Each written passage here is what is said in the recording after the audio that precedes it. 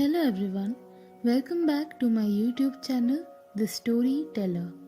I am Mohor and in today's video, I will be concluding the story of the Paper Menagerie. These ending portions of the story will symbolize how important it is to be there with your loved ones and to cherish every moment we get to spend with them. If you enjoyed the video, don't forget to like, share and subscribe to my channel.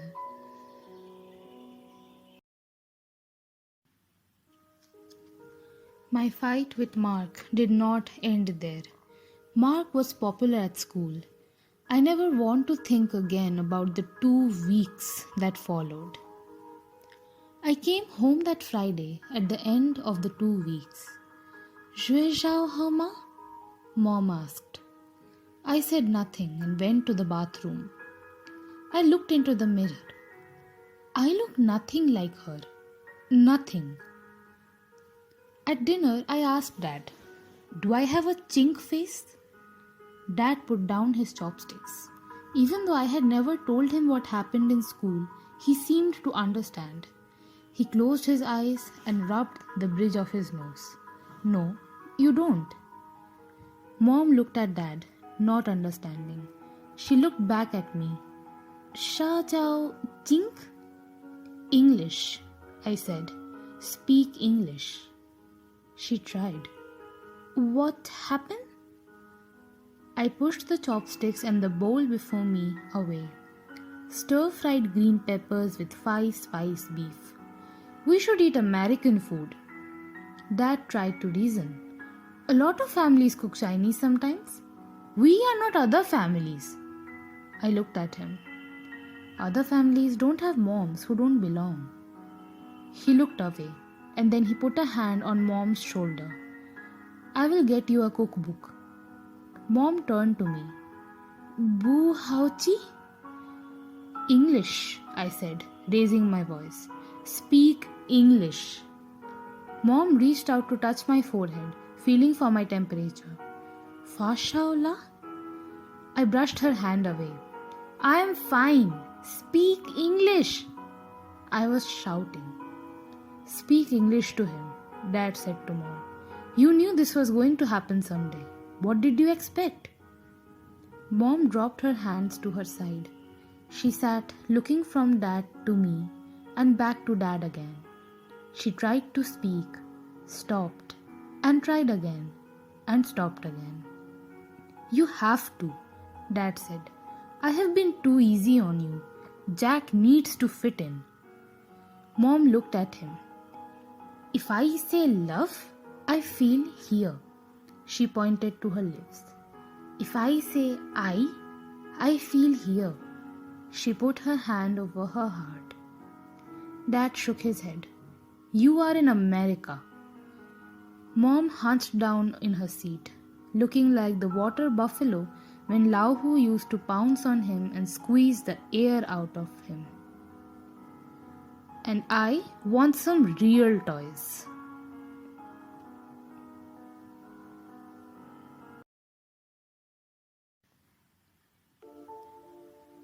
Dad bought me a full set of Star Wars action figures.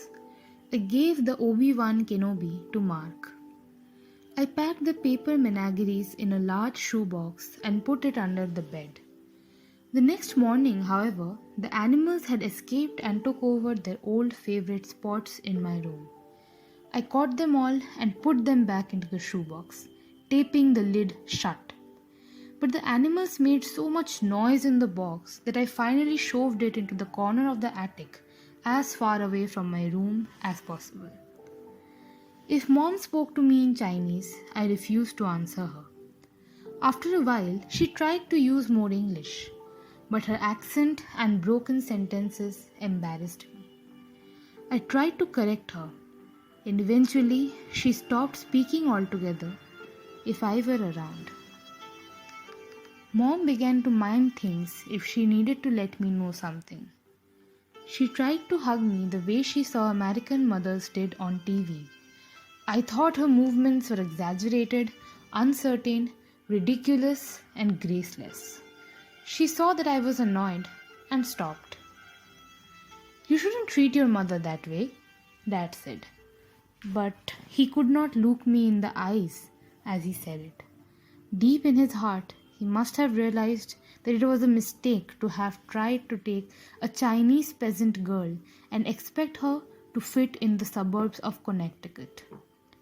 Mom learned to cook American style. I played video games and studied French. Every once in a while, I would see her at the kitchen table studying the plain side of a sheet of wrapping paper.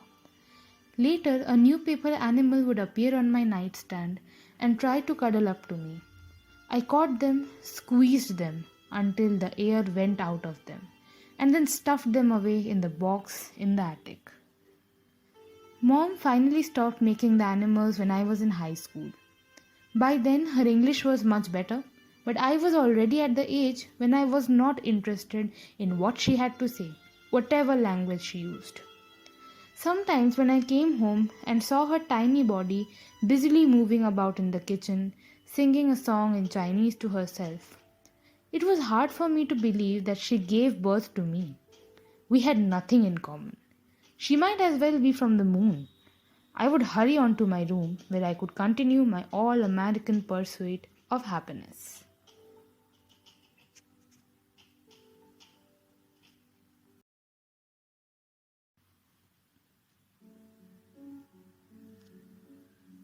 Dad and I stood, one on each side of Mom, lying on the hospital bed. She was not yet even 40, but she looked much older. For years she had refused to go to the doctor for the pain inside her that she said was no big deal. By the time an ambulance finally carried her in, the cancer had spread far beyond the limits of surgery. My mind was not in the room. It was the middle of the on-campus recruiting season, and I was focused on resumes, transcripts, and strategically constructed interview schedules. I schemed about how to lie to the corporate recruiters most effectively so that they will offer to buy me. I understood intellectually that it was terrible to think about this while your mother lay dying. But that understanding did not mean I could change how I felt. She was conscious. Dad held her left arm with both of his own. He leaned down to kiss her forehead. He seemed weak and old in a way that startled me. I realized that I knew almost as little about Dad as I did about Mom.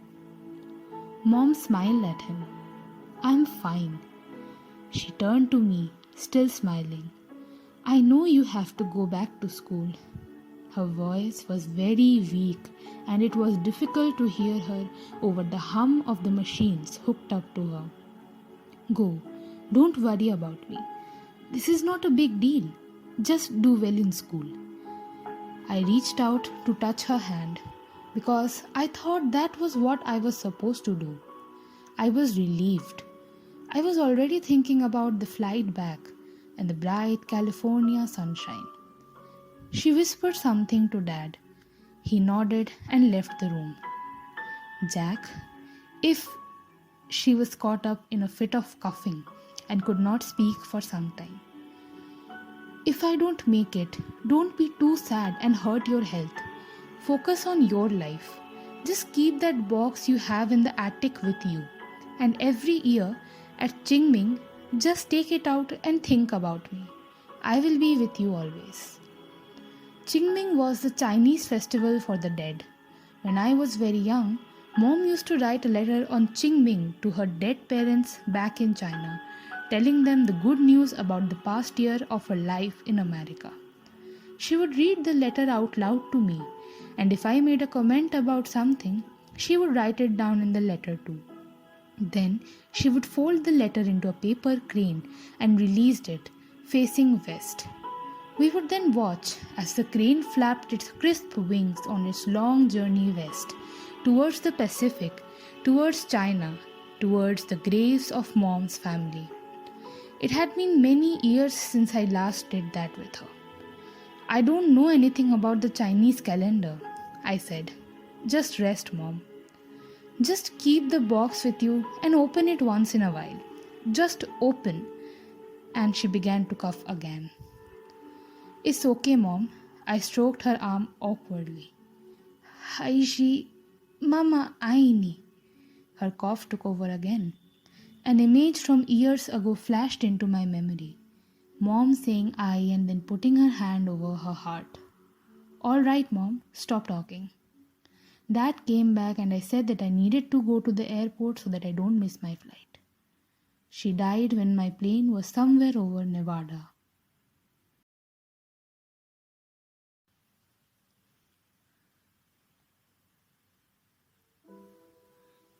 Dad aged rapidly after Mom died.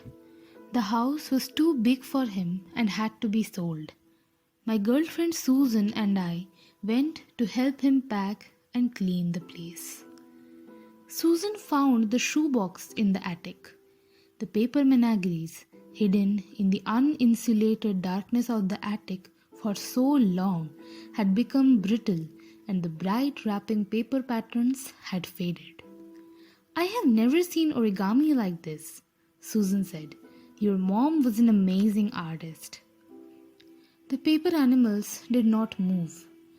Perhaps whatever magic had animated them stopped when Mom died.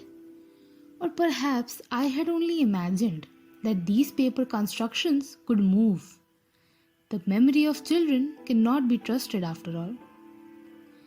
It was the first weekend in April, 2 years after Mom's death. Susan was out of town on one of her endless trips as a management consultant, and I was at home, lazily flipping through the TV channels. I paused at a documentary about sharks.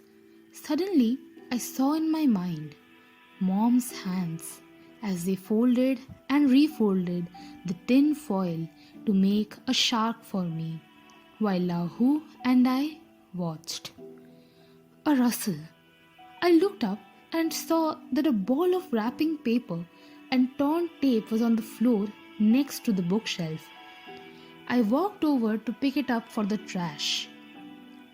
The ball of paper shifted, unfurled itself, and I saw that it was Lahu, whom I hadn't thought about in a very long time. Rrrsa! Mom must have put him back together after I had given up.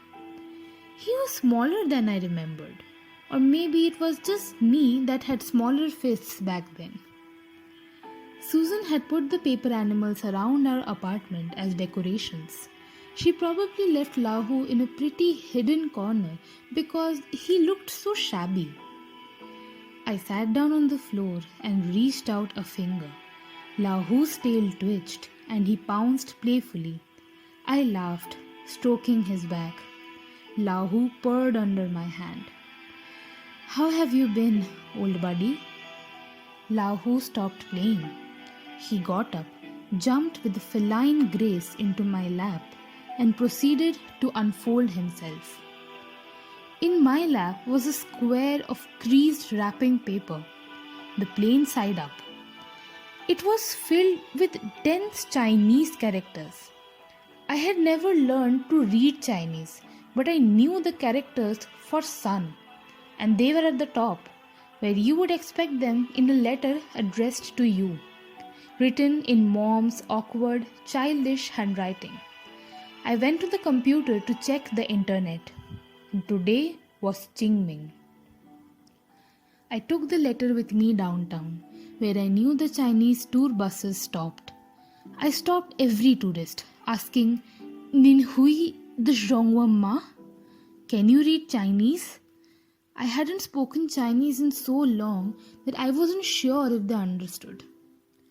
A young woman agreed to help me. We sat down on a bench together and she read the letter to me aloud. The language that I had tried to forget for years came back, and I felt the words sinking into me through my skin, through my bones, until they squeezed tight around my heart.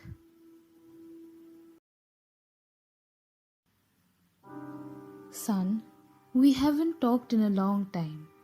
You are so angry when I try to touch you that I'm afraid. And I think maybe this pain I feel all the time now is something serious. So I decided to write to you. I'm going to write in the paper animals I made for you that you used to like so much. The animals will stop moving when I stop breathing. But if I write to you with all my heart, I will leave a little of myself behind on this paper, in these words. Then, if you think of me on Qingming, when the spirits of the departed are allowed to visit their families, you will make parts of myself that I leave behind come alive too. The creatures I made for you will again leap and run and pounce, and maybe you will get to see these words then. Because I have to write with all my heart, I need to write to you in Chinese. All this time, I still haven't told you the story of my life. When you were little, I always thought I would tell you the story when you were older, so you could understand. But somehow, that chance never came up. I was born in 1957 in Sigulu village, Hebei province. Your grandparents were both from very poor peasant families with few relatives. Only a few years after I was born, the great famines struck China, during which 30 million people died. The first memory I have was waking up to see my mother eating dirt so that she could fill her belly and leave the last bit of flour for me. Things got better after that. Shigulu is famous for its zezi paper craft, and my mother taught me how to make paper animals and give them life.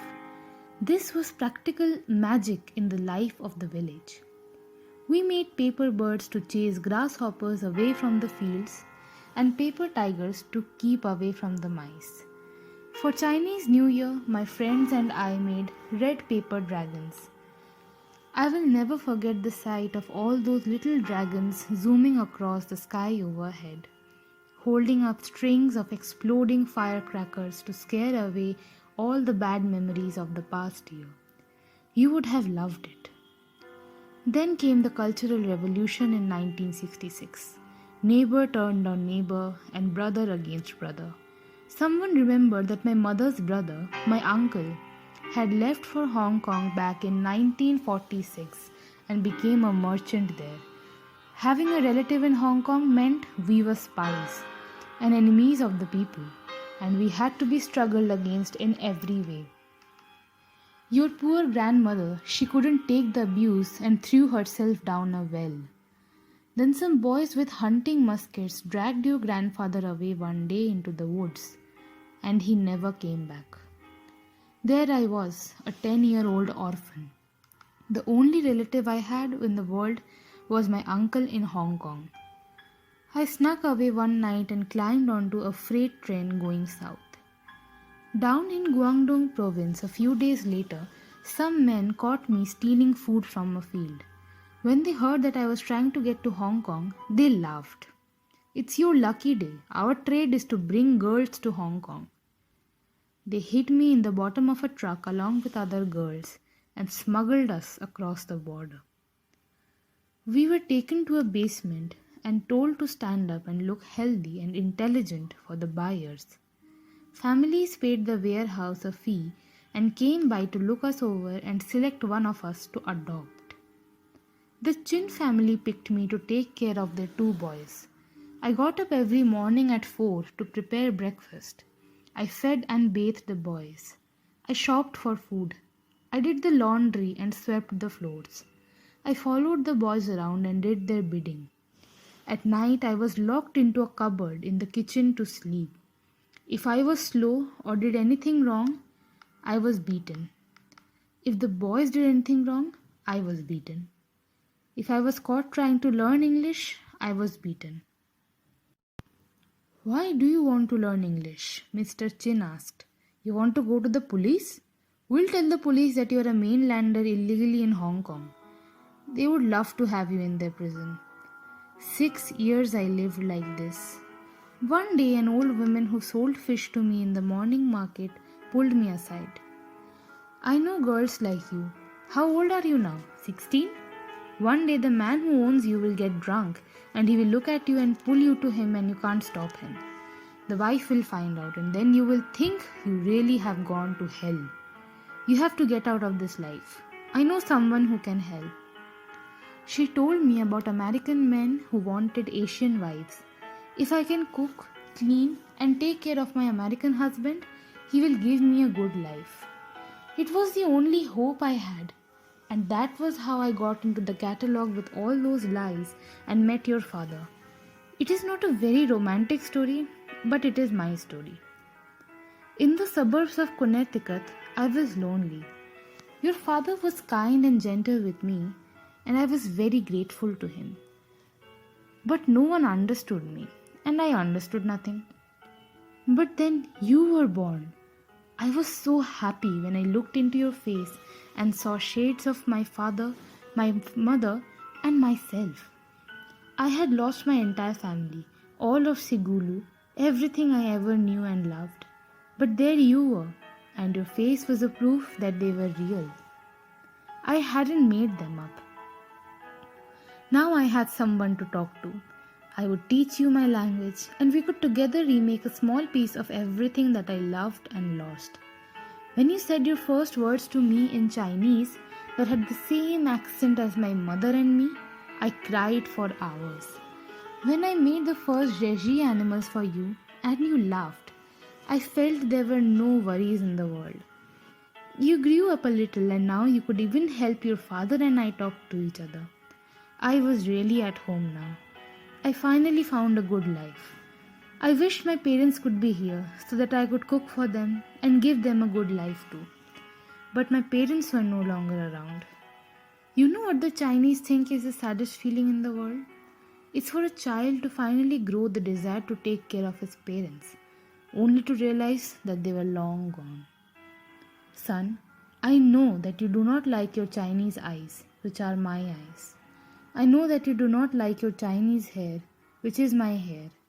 But can you understand how much joy your very existence brought to me? And can you understand how it felt when you stopped talking to me and won't let me talk to you in Chinese? I felt I was losing everything all over again.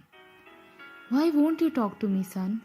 The pain makes it so hard to write. The young woman handed the paper back to me. I could not bear to look into her face. Without looking up, I asked for her help in tracing out the character for I on the paper below Mom's letter. I wrote the character again and again on the paper, intertwining my pen strokes with her words. The young woman reached out and put a hand on my shoulder. Then she got up and left, leaving me alone with my mother. Following the creases, I refolded the paper back into Lao Hu. I cradled him in the crook of my arm, and as he purred, we began the walk home.